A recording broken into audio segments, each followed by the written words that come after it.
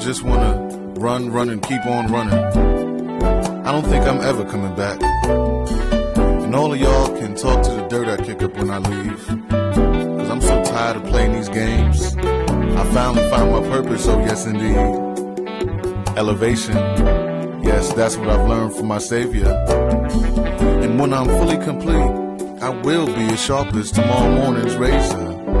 It's time that I finally do myself this favor.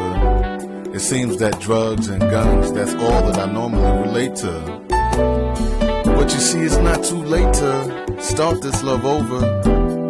And this world has been giving me such a cold shoulder. Hopefully those days are finally over. I'm talking about the backpedaling, the redundant ways of my life.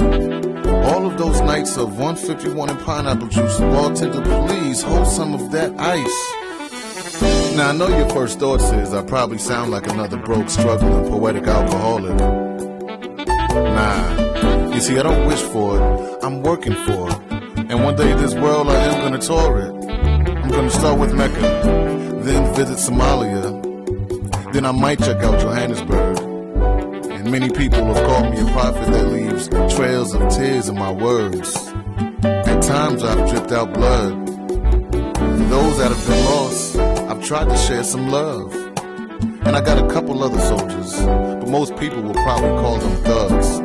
But see, they are all just as headstrong as I am. And we're all God's men. And we've all been trained to hit first and hit often. No more vests, no more texts. I'm trying to deal with these credit cards and checks, while still trying to figure out how to use my rights and lefts. And I would rather choose life over death. Now I wonder how much time we all really got left.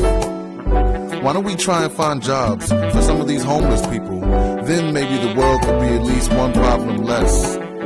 You see, fear done left my mind some time ago, when my family was sprayed with the fire hose, forced to succumb to those ways of ignorance. But nowadays I treat that type of thinking with negligence, because with no purpose in life and knowledge of yourself, your time here is irrelevant. And I've kicked the monkey on my back to the curb. Now is the time for the transformation to occur. From a boy to a man, from a student to a teacher, from life on the ropes to being your preacher. The Proto Type millennium, man, that is the title of my feature. The power of vocalization, that is how I'm trying to reach you. Run and tell your mother, or your incarcerated brother, or maybe that companion y'all keep on hiding from your true lover. Tell them about the purpose, tell them about the realist. I want you to tell them about the strongest voice since Muhammad Ali turned down the damn army. I say it once and I say it calmly.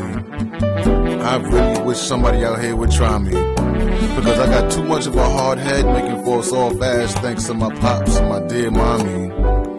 And don't wonder where I get this from, because I'd rather shoot at people with a tongue rather than a gun.